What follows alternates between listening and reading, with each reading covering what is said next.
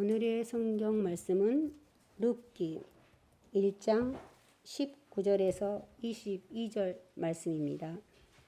제가 봉독하겠습니다. 그 두 사람은 길을 떠나서 베들레헴에 이르렀다. 그들이 베들레헴에 이르니 온 마을이 떠들썩하였다. 아낙네들이 이게 정말 나오미인가 하고 말하였다. 나오미가 그들에게 대답하였다. 나를 나오미라고 부르지들 마십시오. 전능하신 분께서 나를 몹시도 괴롭게 하셨으니 이제는 나를 마라라고 부르십시오. 나는 가득 찬 채로 이곳을 떠났습니다. 그러나 주님께서는 나를 텅 비워서 돌아오게 하셨습니다. 주님께서 나를 치시고 전능하신 분께서 나를 불행하게 하셨는데 이제 나를 나옴이라고 부르는 까닭이 어디에 있겠습니까? 이렇게 하여 나오미는 모압 여인인 며느리 룻과 함께 모압 지방에서 돌아왔다. 그들이 베들레헴에 이르렀을 때는 보리를 거두기 시작할 무렵이었다. 여러분 반갑습니다. 오늘도 하나님께서 주시는 복되고 은혜로운 주일입니다. 이곳에 모인 여러분들께 또한 인터넷을 통해서 참석하고 있는 우리 에덴 믿음의 가족들에게 하나님께서 우리가 기대하는 것 이상으로 또 복을 주시고 은혜를 주시고 안식을 누리게 해주시리라고 확신합니다. 또한 우리에게 말씀하시는 말씀을 통하여서 우리가 희망을 발견하고 또다시 일어설 수 있는 힘과 용기를 얻게 되리라고 믿습니다. 저는 목회를 하면서 이렇게 자살하는 사람들을 이렇게 만난 적이 자살하는 사람 만날 수 있나? 자살하는 사람들을 본 적이 있습니다. 저희가 살던 그 아파트의 앞집에 사시는 분이었는데 8층에 살았거든요. 앞집에 사시는 분 아주머니가 다들 교회 다니시는 분이셨어요. 우울증이 있어가지고 저녁에 8층에서 뛰어내렸습니다. 제가 밑에서 그걸 봤어요. 뛰어내린 장면을 본 게 아니고 뛰어내려서 밑에 시체가 있는 걸 봤어요.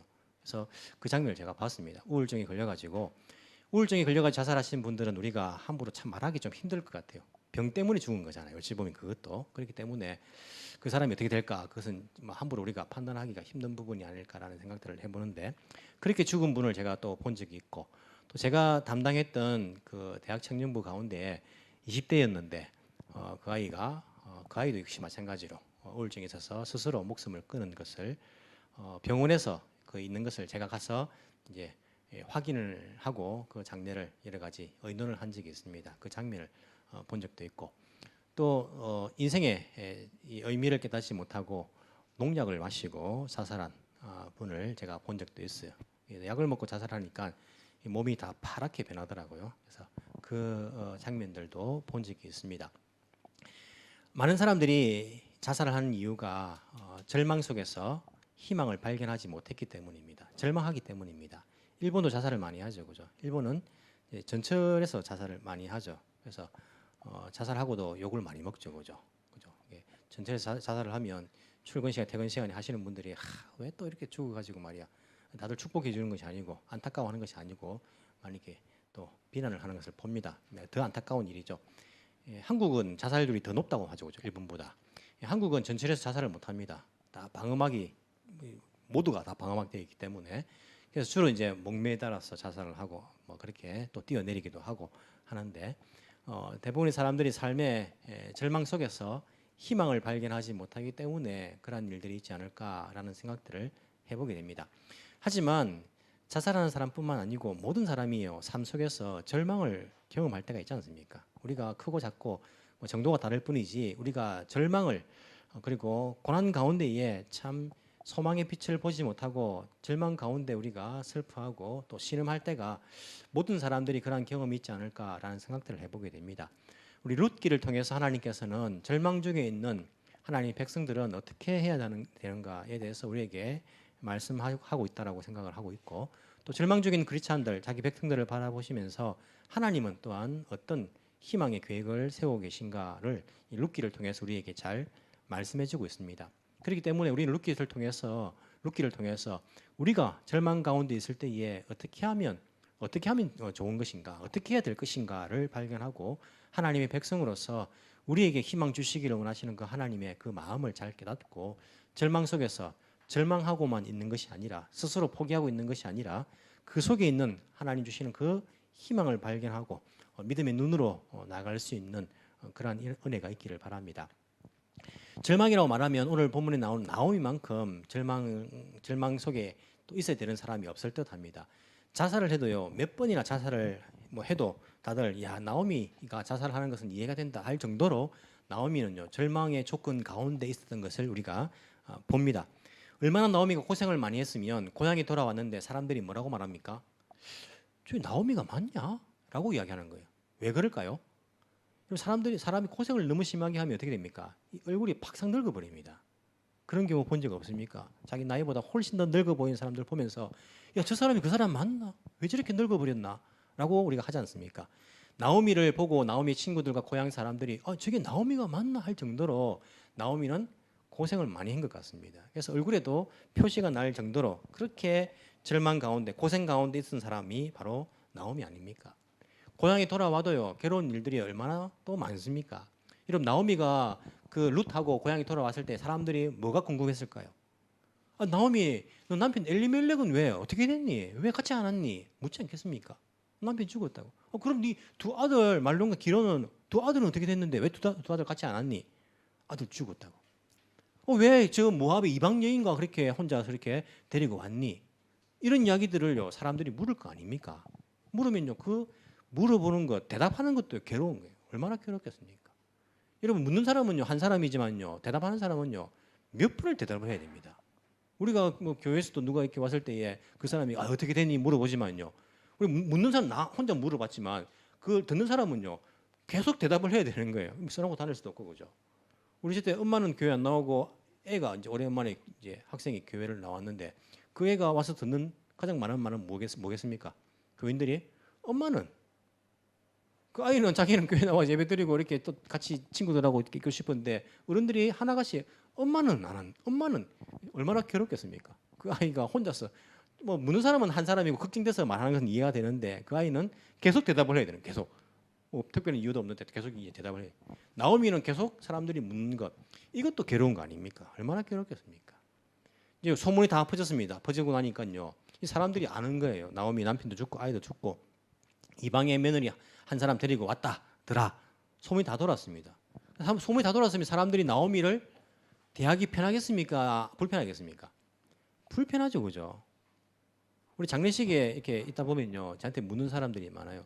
목사님 장례식 하면 어떻게 해야 됩니까? 불편한 거예요. 어떻게 할지 몰라가지고 누가 이렇게 돌아가셨다 하면요, 그 만나가지고 어떻게 인사해야 될지 몰라 불편하지 않습니까? 위로를 막 이렇게 심하게 하기도 힘들고, 그 모른 척하기도 힘들고 이게 참 이게 불편한 거예요. 마음은 알잖아요. 우리가 그거 참 위로해주고 마음은 알지만은 대해서 무슨 말을 해야 될지 몰라 불편하잖아요. 나오미 이제 소문 다 퍼져가 사람들이요 나오미 보면 슬슬 피하는 거예요. 안 피하겠습니까? 불편하니까 할 말이 그 불편해하는 것조차도 나오미에는요 또 괴로움이에요. 사람들이 보면 자기 보면 슬슬 피하고 말이야.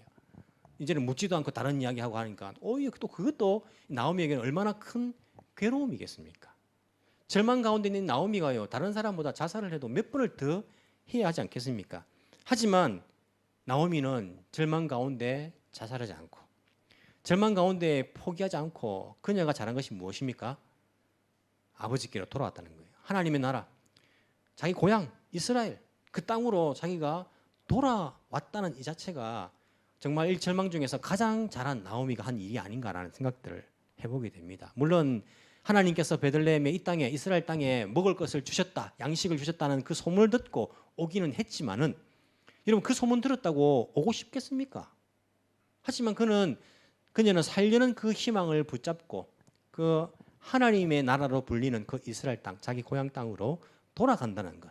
이것이야말로 어찌 보면요 믿음의 그 한 걸음이 아닌가라는 생각을 해보게 됩니다. 당연히 살려면 가야지라고 생각할지 모르겠지만은요 결코 쉬운 게 아닙니다. 이게 내가 만약 나오미라면 한번 생각을 해봤어요. 여러분들이 만약 나오미라면 한번 생각을 해보십시오. 아내가 물증 살아 있지만은 아내가 죽었어요. 외국에 가가지고 일본 땅에 와서 죽었고 아이들도 물증 살아 있지만은 아이들 다 죽었어요. 그리고 무슨 소망이 있겠습니까? 그러면 내가 고향 땅에 돌아갈 마음이 생길까요? 생각해 보니까 가기 싫어요. 사람 만나기 싫어요. 가면 사람들이 뭐라 하겠습니까? 아니, 너 아내는 잘 있냐? 너 아이들은 어떻게 잘 크냐? 그럼 그걸 대답해야 되잖아요. 뿐만 아니고 또 안 믿는 친구들은 나에게 뭐라 하겠습니까? 그거 알고는요. 야, 너 하나님 그렇게 잘 믿으면서 너 하나님 어디 계시냐? 또 막 비웃을 거잖아요. 사람들이 만나기 싫어질 것 같아요. 돌아가고 싶지 않을 것 같아요. 그냥 아무도 모르는 곳에 그냥 있다가 그냥 막 죽어버리면 좋겠다. 대충 살다가 이런 마음 들 것 같아요. 아니면 집에 처박혀가지고 막 꼼짝도 않고 그냥 히키코모리 돼가지고 사람들도 안 만나고 그냥 이렇게 괴로워하다가 그래도 배는 고프네 하면서 또 밥은 먹으면서 또 울고 막 괴로워하면서 그냥 혼자서 그렇게 괴로워하면서 있을 것 같이 나오미처럼 고향으로 돌아가려는 마음이 생기지 않을 것 같아요. 그런데 이 나오미는요, 돌아가자. 아버지의 집으로 돌아가자. 아버지의 나라로 돌아가자. 하나님의 나라, 하나님께로 그 품으로 내가 돌아가자라고 생각을 하고 돌아간다는 이 자체가 어찌 보면요, 믿음의 한 걸음이 아닌가라는 생각을 해보게 됩니다.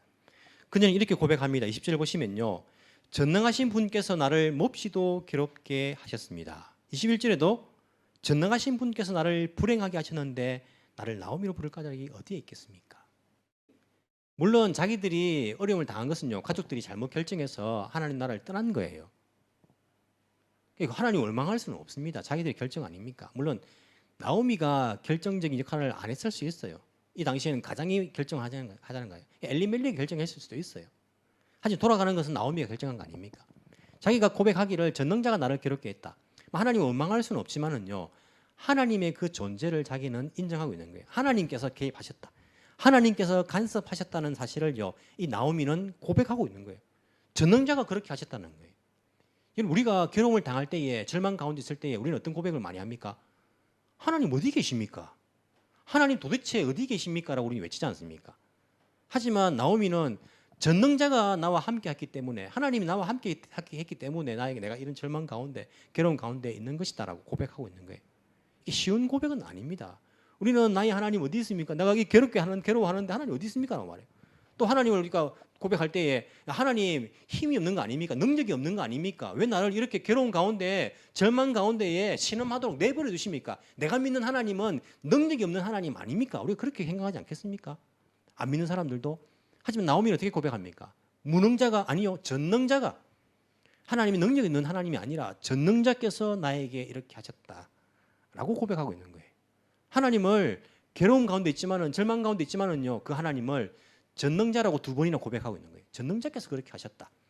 우리가 절망 가운데, 괴로운 가운데에 하나님을 전능자라고 고백하고 전능자의 손이 나와 함께 있다라고 고백하는 것은요, 결코 쉬운 고백이 아니지 않을까라는 생각들을 해보게 됩니다.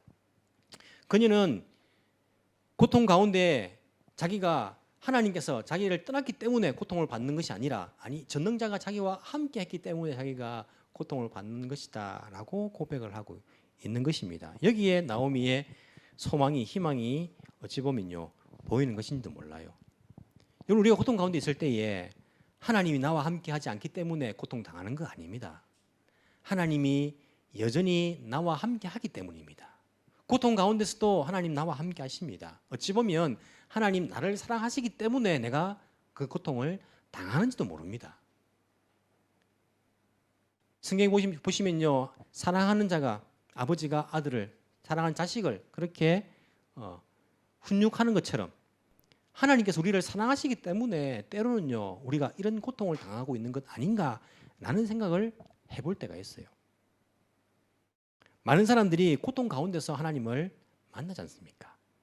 사고 가운데에 건강을 잃고, 물질을 잃고, 그리고 어려운 가운데서, 절망 가운데서 하나님께 돌아오는 사람들이 더 많지 않습니까? 잘 되었다면, 나오미가 만약에 그 모압 땅에 가가지고 더 부자가 돼가지고 잘 먹고 잘 살았다면 돌아왔겠습니까? 거기서 번영하고 부자가 되고 잘 살고 모압의 신을 섬기고 그 땅에 사니까 훨씬 더 좋은데 돌아올 계기가 있었겠습니까? 이렇기 때문에, 고난 가운데 있기 때문에, 절망이 있었기 때문에 하나님께 돌아올 계기가 된 거 아니겠습니까? 때로는요, 이 고난이라는 것이 우리에게 하나님께 돌아오는 그런 계기가 된다는 것.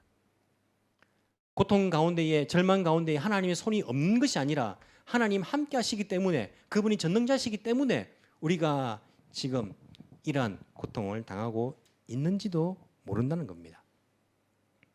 우리가 탕자의 비유를 잘 알고 있습니다. 누가복음 15장에 보면 탕자의 비유가 나오죠. 그죠? 둘째 아들이 아버지에게 재산 자기 몫을 달라고 나갑니다. 참 괘씸하죠. 아버지가 죽기도 전에 유산을 달라는 거예요.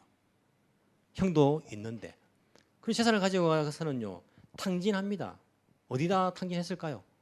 뭐 성경에서 자세하게 나와 있지는 않죠. 그죠? 않지만은 뭐 흥청망청 썼다고 우리가 뭐 생각하죠. 어디든 탕진을 했어요. 탕자가 만약에 아버지를 떠나가지고 주식 투자해가지고 부동산 투자해가지고 돈을 많이 벌었다. 돌아오겠습니까? 잘 되었다면? 잘 됐으니까 돌아올 수도 있지 않겠습니까? 물론 얼굴 보러 올 수는 있어도요. 그 마음은 아버지께 돌아오지 않았을 거예요. 그가 그 가운데에 절망 가운데 있었기 때문에 그래도 내가 아버지께 돌아가자는 마음이 생긴 거 아니겠습니까? 그래도 그 가운데 내가 죽어버리자, 자살하자. 이제 끝났다. 나는 포기다. 내가 무슨 낯으로 그 부끄러움을 당하고 돌아갈 것인가? 자존심 상하고 죽어버리자. 라고 하지 않고 아버지께로 돌아가자. 절망 가운데. 저 인생의 바닥이 떨어진 거예요. 돼지 치는 그 돼지의 사료를 먹으려고 했는데 그것도 못하는 거예요. 유대인들이 돼지를 어떻게 생각합니까? 부정한 동물 아닙니까? 이스라엘 사람이 그 돼지를 치는 일을 한다. 있을 수 없는 일이죠. 부정도 이런 부정이 어디 있습니까? 근데 돼지가 먹는 그 음식을 먹고자 한다. 인생의 가장 바닥인 거예요. 절망 중에 절망을 느끼는 겁니다. 이 탕자가 절망 가운데 많은 사람들이 인생을 포기하고 삶을 포기하고 죽자. 내가 살아서 뭐하냐? 소망이 없다. 이래가지고 이렇게 사느니 내가 뭘 사느냐? 포기하고 스스로 목숨을 끊고 그렇게 말아버리지만은 그 가운데서 아버지를 기억하고 아버지께로 돌아가자. 내가 거기에 종이 되어도 아버지께로 돌아가자 한 것이 이 돌아온 탕자가 제일 잘한 일 아닙니까? 아버지께로 돌아가는 거. 나오미가 그 가운데 절망 속에서 스스로 삶을 포기하지 않고 내가 아버지께로 돌아가자. 전능자께로 돌아가자. 라고 생각하고 그녀가 또 그 탕자가 그 아버지께로 돌아간다는 것. 이것이야말로 소망의 시작인 것을 우리가 알 수 있습니다. 우리가 지금 절망 가운데 있다면, 고통 가운데 있다면요. 그것이 아버지께로 돌아갈 계기가 되어야 됩니다. 그럼 그 가운데서 절망 가운데 좌절하지 마십시오. 절망 가운데 막 포기다. 난 모르겠다. 될 대로 되라. 나는 모르겠다. 교회 나가도 기도해도 안 들어주시고 무능자인가? 나는 모르겠다. 나는 이제 막 포기다라고 하지 않고 그때에 내가 아버지께로 돌아가자. 내가 주님을 의지하자. 라고 하는 것이 절망 가운데에 소망을 발견할 수 있는 가장 큰 한 걸음이 된다는 것들을 우리가 기억해야 할 것입니다. 아니 아버지께서는요. 그걸 위해서 우리에게 그 고난을 허락했는지도 모릅니다. 그래서 눈치를 채야 됩니다. 아버지께서 내가 돌아오기를 원하시는구나. 내가 주님을 바라보기를 원하시는구나. 그래서 내가 이 절망 가운데 있는 것이구나. 그러면 그 절망이 결코 우리에게 손해가 되지 않으리라고 생각을 합니다. 욥을 보십시오. 성경에 물론 고난받은 사람들이 많이 나오죠. 요셉도 고난받고 많은 사람들이 고난, 모세도 그렇고. 욥의 고난이 어떻습니까?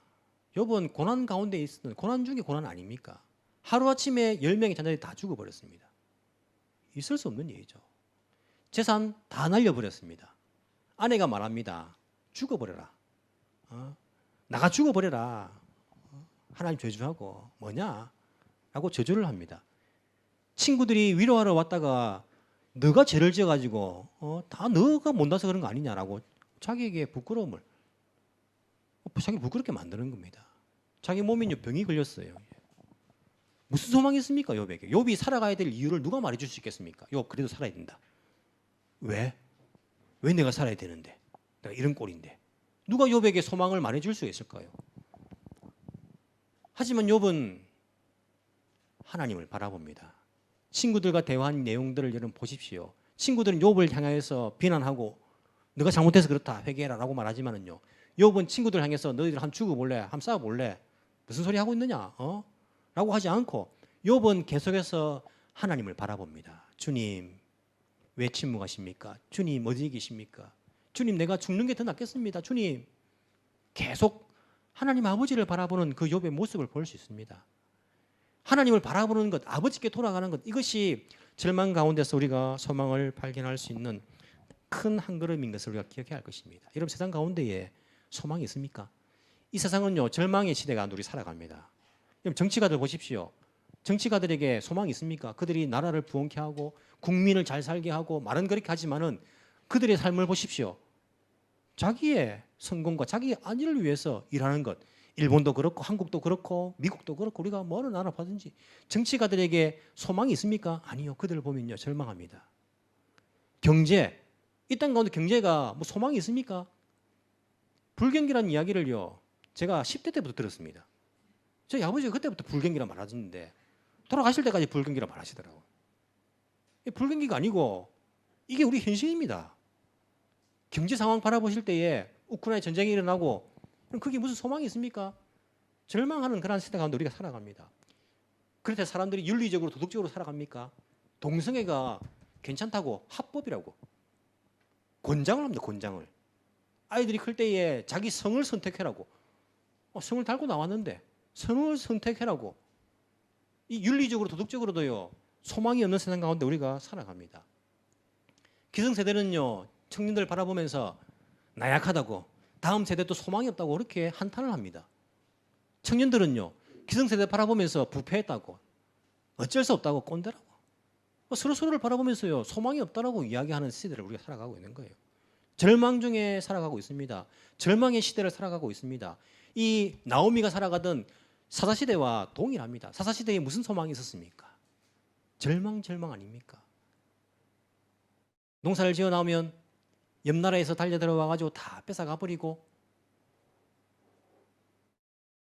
그리고 서로가 진리도 없고 윤리도 없고 자기 좋은 대로 그렇게 살아가는 그 절망의 시대가 이 나오미가 살아가던 그 사사시대 아닙니까? 우리와 동일한 절망의 시대를 살아가온 그때에 믿음의 사람들은요 그 절망 가운데서 우리를 향하신 그 하나님을 바라보면서 소망을 발견할 수 있습니다. 절망의 시대에 같이 절망하고 같이 좌절하고 하는 것이 아니라 절망 가운데 이 시대에 우리가 하나님으로 인한 그 소망을 희망을 선포할 수 있는 던져줄 수 있는 우리가 되어야 됩니다. 여러분 절망이라고 말하면요 하나님만큼 절망하실 분이 어디 있습니까? 하나님 이 세상을요 하나님 완벽하신 분이니까 완벽하게 창조하셨습니다. 그리고는요 자기의 형상대로 자기 닮은 꼴 인간을 만드셨어요. 자유의지를 주시고 너가 스스로 선택할 수 있다. 그리고는요 이 모든 완벽한 세상을요 이 인간에게 맡겨주셨어요. 너가 다스리라 이 땅을. 근데 어떻게 했습니까? 하나님을 배반하고 자유의지를 가지고 이 땅을요 완전 엉망진창으로 만들어버렸어요. 여러분 하나님 편에서 보면요 절망도 이런 절망이 없습니다. 완벽하신 하나님의 그 명성에 흠을 끼치는 그 인간들 아닙니까? 그 인간들이 다 망쳐놓았어요. 어디에 소망이 있습니까? 하나님께서 보시면요 인간들에게 소망이 없어요. 절망밖에 없는 거예요. 이 죄인들에게 절망이라고 말하면 하나님만큼 절망하실 분이 누가 있겠습니까? 그러니까 하나님은 절망 가운데서 자살하지 않고 절망 가운데서 슬퍼하면서 내 막 될 대로 되라 너희들 마음대로 해라 뭐 망하든지 말든지 내버려 두시지도 않고 하나님은 그 절망 가운데 소망의 길을 만드신 분이십니다. 인간들에게 소망이 없으니까 자기 아들을 보내가지고 인간으로 십자가에 죽기까지 하시면서 이 죄인들에게 그 소망의 길을 만들어주신 분이 하나님 아니십니까? 그 십자가 위에 그 예수 사랑 위에 그 아버지 하나님의 그 사랑 안에 진정한 소망이 있다는 것. 절망 가운데서도 신음 가운데서도 그분을 바라볼 때에 우리를 사랑하시사 우리에게 소망을 주시기 위해서 자기 아들을 죽이신 그 십자가 바라볼 때에 우리는 어떤 절망 가운데서도 소망의 끈을 그 희망을 발견할 수 있다는 것. 그것을 보는 그 눈이 바로 믿음의 눈이라는 것을 우리는 기억해야 할 것입니다. 십자가 바라본다면요 절망 가운데 자살할 수 없습니다. 십자가 바라본다면 하나님의 그 소망의 희망의 증거인데 우리를 향해서 그 길을 그 문을 닫지 않으신다는 그 증거인데 우리가 어떻게 좌절하고 삶을 포기할 수 있겠습니까? 십자가 바라본다면 하나님께 소망이 있다는 것을 우리가 기억하면서 절망 가운데서도 이 시대에 진정한 희망의 그 메시지를 선포할 수 있는 그런 믿음의 사람들이 되어야 됩니다. 하나님께서는요 나오미에게 소망의 빛을 비춰주십니다. 22절에 보시면요 이렇게 나오미는 모압 여인 며느리 룻과 함께 모압 지방에 돌아왔다. 그들이 베들레헴에 이르렀을 때는 보리를 거두기 시작할 무렵이었다. 여러분들 그냥 우리가 믿음의 눈이 아니라면요, 이걸 보면요, 여기에 소망의 빛을 발견할 수 없습니다. 뭐 보리 거두는 시기가 왜? 그 뭐 시간적인 거 말하는 거 아닌가? 아니요. 하나님의 희망의 메시지입니다. 힌트인 것을 알 수 있습니다. 사사시대 때에 보리를 거두고 밀을 거두는 그 시기까지 그들이 마음 편하게 추수할 때가 있었습니까? 아니요. 사사시대 때는요, 농사 지어나면 약탈당합니다. 주변 나라들, 자기들 그 범죄 때문에. 약탈하는 사람들은요, 잘 알아요. 씨 뿌릴 때에 오지 않습니다. 김멜 때 오지 않습니다. 언제 옵니까? 그 곡식이 여물었을 때에, 그때에 쳐들어와서 다 약탈해 가는 거예요. 그래서 사사시대 때는요, 이 추수도 탈곡도 함부로 할 수 없었습니다. 기도원 보십시오. 기도원 어디서 합니까? 포도즙들 타는 그 안에서 숨어가지고 이 타작을 하고 있는 거죠. 숨어가 빼앗길까봐. 빼앗길까봐요. 추수 때까지 기다리지 못하고 여물지 않아도요, 약탈 당하기 전에 미리 다 이렇게 수술을 해놔야 돼요. 안 그렇습니까? 안 그러면 다 빼앗기는데. 여물지 않았지만 이거라도 내가 건져야지. 근데 이 시대 때에 하나님께서 이들에게 소망의 빛을 주십니다. 보리를 거두는 시기까지. 그리고 계속 보시면요, 자유롭게 그 추수하고 있는 장면들, 이 희망의 메시지를 그 밭에 그 보리가 여물었고 추수할 때가 되었다는 것, 하나님의 소망의 메시지 아닙니까? 절망 가운데 있는 그 나오미에게, 그 이스라엘 백성들에게 내가 너희들에게 희망을 던져줄 것이라는 메시지 아닙니까? 우리 삶 속에서도 하나님의 소망의 메시지가요, 얼마나 가득 차 있는지 모릅니다. 믿음의 눈이 없으면요, 그걸 보지 못합니다. 알지 못합니다. 그게 뭐 어때서? 뭐 우연히 시기가 되어서 그런 거 아닌가? 아니요. 우리 가운데에 일상이 저절로 된 일상이 어디 있습니까? 하나님께서 우리에게 주시지 않으면요, 우리의 일상이 저절로 시간 가니까 때가 되니까 주어지는 것이 아니라는 것을 기억해야 합니다. 하나님께서 우리에게 주시는 소망의 메시지인 것을 우리가 알아야 합니다. 그런 사인들이요, 우리 삶 속에 가득가득 있어요. 가득가득 우리가 그것을 체험할 수 있습니다.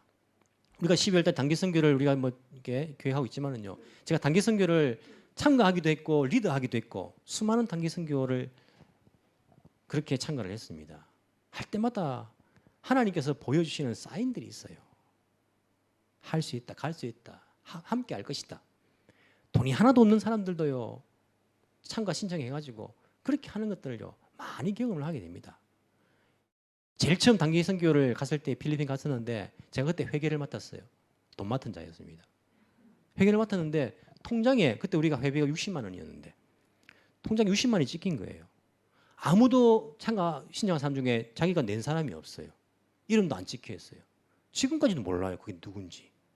하나님께서 채워주시는데 그 재정들을, 아, 이게 사인이구나, 하나님께서 채워주신다는 사인이구나, 이런 사인들이 우리 삶 속에서 가득가득 차 있습니다. 제가 남아공 갔을 때에 자주 말씀드리지만 3개월 돈을 가지고 왔어요. 3개월 살 돈을 가지고 왔어요. 5명의 가족이. 3개월 지나 돈 떨어지면 다시 돌아올 거라는 생각들을 했습니다. 갔는데 제가 부자더라고요. 남아공 가니까. 돈 한 푼도 안 들고 온 다른 아프리카 친구들, 북부 아프리카에서 또 저기에서 뭐 걔는 돈도 한 푼도 없어요. 3개월이 아니고 뭐 당장 내일 먹을 것도, 회비 낼 돈도 없어요. 그래서 그 식당 가서 밥도 못 먹어요. 회비 낸 사람만 먹으니까. 근데 그 아이들이 1년, 2년, 3년 뭐 계속 있던 그 친구들도 있어요. 그 아이들 보니까요, 하나님 사인이더라, 사인. 너 돈 가지고 계획하느냐? 내가 허락하면 있는 것이지. 제가 그것을 강하게 확신을 받았습니다. 아, 돈 가지고 훈련받는 거 아니구나. 돈 가지고 하나님이 일하는 거 아니구나. 하나님께서 보여주시구나. 하나님께서 허락하시구나. 그러니까 3개월 돈 가지고 나간 것이 4년이 됐지 않습니까? 제가 다른 사람들에게 하나님께서 부르신다면 가라. 돈 때문에 걱정하지 말고 일단 가라. 가면 인도해 주신다. 아니면 돌아오면 되지. 하나님 인도가 없으면 가라. 가면 경험하게 될 것이다. 그런 사인들을 우리 삶 속에서 많이 보여주십니다. 그때의 보리 추수할 그 시작할 무렵이었더라. 기막힌 타이밍 아닙니까? 나오미가 회복할 수 있는 기막힌 타이밍 아닙니까? 하나님께서 그렇게 우리에게 회복의 사인들을 주신다는 거예요. 잘 알아차려야 됩니다. 아, 이게 사인이구나. 하나님께 돌아오라는 사인이구나. 정신 차리고 기도하라는 사인이구나. 아, 이것이 나에게 회복시켜 주시는 하나님의 사인이구나. 나에게 이제부터 너를 내가 회복시켜 줄 것이다. 그런 하나님의 메시지구나. 우리가 그런 부분들을요 믿음의 눈으로 잘 기억해야 할 것입니다. 하나님께서는 나오미가 모압에 있을 때도요 계속 일하고 계셨습니다. 그냥 뒷짐지고 있을 뿐 아닙니다. 나오미가 고통할 때도 일하고 계셨고, 나오미가 돌아왔을 때도 일하고 계셨고, 또 나오미가 회복하도록 계속해서 하나님께서는 일하고 계신 것을 볼 수 있습니다. 그 하나님께서는요 지금도 일하고 계십니다. 내가 고통받을 때에, 절망할 때에, 이 세상이 신음할 때에 하나님 뒷짐지고 잘했다, 너희들 책임이니까 너희들 져라 라고 아무 일을 하지 않는 것이 아니라 지금도 하나님께서는 소망을 주시는 그 일들을 하고 계신다는 것, 십자가를 기억하시는 그 하나님께서는 우리에게 십자가를 통하여서 새로운 희망을 주시기 위해서 또한 지금도 일하고 계신다는 것, 우리는 기억해야 할 것입니다. 절망 가운데서도 주님은요 우리를 향하신 완벽한 시나리오를 가지고 있다는 것, 우리는 분명히 기억을 해야 할 것입니다. 저 역시 절망 가운데에 포기할까라는 생각을 한 적도 있었습니다. 영국에서 공부할 때에 정말 힘이 들었습니다. 공부를 하러 갔지만은 하루 10시간씩 이제 일을 하면서 돈을 벌면서 공부하는데 내가 뭐 일하러 왔는지 뭐 공부하러 왔는지 모를 정도로 그렇게 하다가 뭐 거의 또 이렇게 논문을 써야 될 그런 시기 들어가지고는요 학교 갔다가 차 사고 나가지고 차가 막 다 폐차가 되고, 제가 책임보험밖에 안 들어가지고 종합보험은 안 들어, 돈이 없으니까 책임보험밖에 안 들어가지고 보험회사에서 아무것도 안 해주고 제가 다 해야 되는 거예요. 상대방하고도, 경찰서하고도, 또 보험회사하고도, 뭐 그것도 한국말로 하는 것도 아니고 영어로 또 다 해야 되는 거예요. 거기다가 우리 폐차해야 될 차가 창고에 보관되어 있는데 그 창고에서 저보고 이 빨리 폐차 안 시키면 보관료 하루에 뭐 몇만 원씩 올라간다는 거예요. 그냥 어디를 어떻게 폐차를 하는지도 모르고 가가지고 저 상대방에서 이렇게 해줘야 되는데 내가 뭐 돈도 없고 하니까 말하니까 자기들도 뭐 모른다고 일단 계산하고 나중에 알아서 해라고. 그 제 카드 돈도 없지만 카드 가지고 먼저 결제해가지고 창고비하고 폐차 다 해라고. 돈도 뭐 없지요. 차는 사고 났지요. 논문은 써야 되지요. 일을 또 알바는 해야 되지요. 가족은 돌봐야 되지요. 머리가 너무 아파가지고 병원 가니까요. 그거 그만두면 머리 낫는데요. 다른 이유가 없대요. 미치겠더라고요. 제가 그때 처음으로 제가 절망을 했습니다. 저는 사실 포기를 잘 모르는 사람인데 포기해야겠다. 도저히 못하겠다. 지금까지 온 것만 해도 내가 정말 최선을 다했다. 이제는 그냥 내가 다 포기하고 돌아가면 되지 뭐. 차 사고 난 거든 뭐 내가 가해자가 피해자니까 놔두고 가면 되지 뭐. 놔두고 가고 공부도 내가 포기하면 되고 그냥 뭐 다 포기하고 한국 가면 또 뭐 가서 목회하면 되지. 포기하자. 못하겠다 이제는. 절망 가운데 있었습니다. 그때에 아내가, 가족들이 또 믿음 가운데서 격려를 해주고 또 기도하는 가운데에 하나님께서 돕는 사람들을 보내주셔가지고 또 같이 이렇게 돕게 만들어주시고 기도하는 가운데 하나님께서 그것을 해결해 가시더라고요. 나 혼자 해서 못했을 거예요. 돕는 사람들을 보내주셔가지고 오랜 시간이 걸렸습니다. 거의 1년이 걸렸어요. 다 이게 해결하는데. 하지만 1년이 걸렸지만은 그 가운데 하나님께서 회복시켜 주시고 오히려 돈도 더 받게 하시고 사고 났다고 보상금도 받게 하시고 공부도 마치게 하시고 하나님께서 그런 일들을 경험케 해주시더라고요.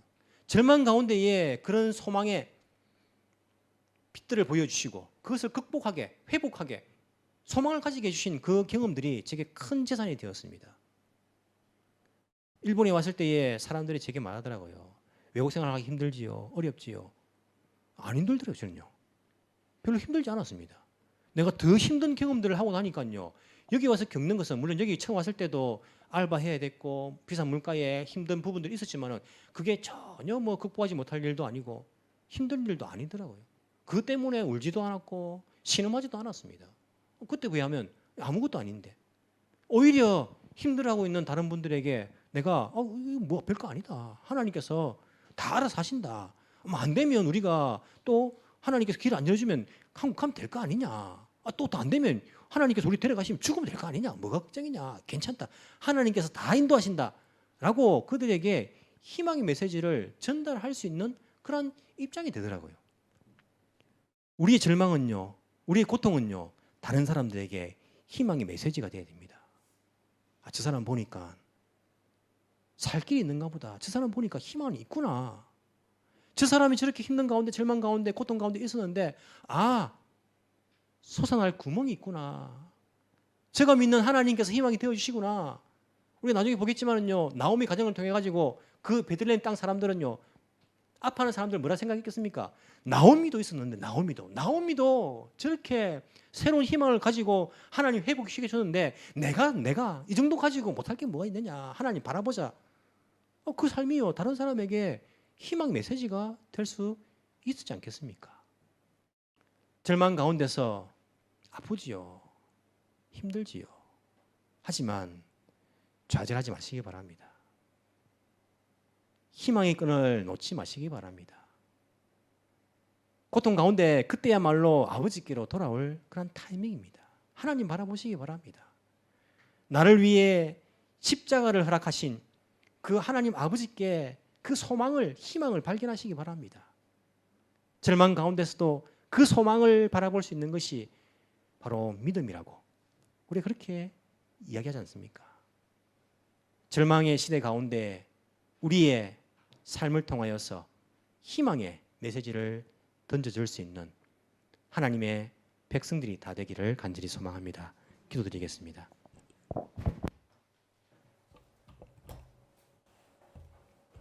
하나님 아버지 감사합니다. 우리를 고아처럼 내버려 두지 않으시고 우리를 사랑해 주시고 우리에게 예수 그리스도를 통한 소망을 안겨주시니 진심으로 감사를 드립니다. 주님, 세상은 절망 속에 있습니다. 질병과 전쟁과 기근의 고통 속에서 모두 다 죽겠다 신음하고 있습니다. 주여, 전능자이신 주께 소망이 있다는 것을 우리가 먼저 깨닫고 이 절망의 시대에 소망을 선포하는 우리의 믿음이 되게 하여 주옵소서. 우리가 이 세상에 동화되어서 같이 절망하며 같이 신음하지 않도록 성령께서 우리를 깨우쳐 주시고 옳은 길로 인도하여 주옵소서. 이 세상을 바라보면서 소망을 찾기보다는 우리의 영원한 소망 되시는 십자가 지신 예수 그리스도를 바라볼 수 있게 하시고 절망 중에서도 소망을 볼 수 있는 믿음의 사람들이 다 되게 하여 주옵소서. 우리 에덴교회 믿음의 식구들 한 사람 한 사람 우리 예수님께서 그 소망의 빛이 되시는 그러한 은혜를 주께 이 시간 허락하여 주옵소서. 살아계신 예수님 이름으로 기도합나이다. 아멘.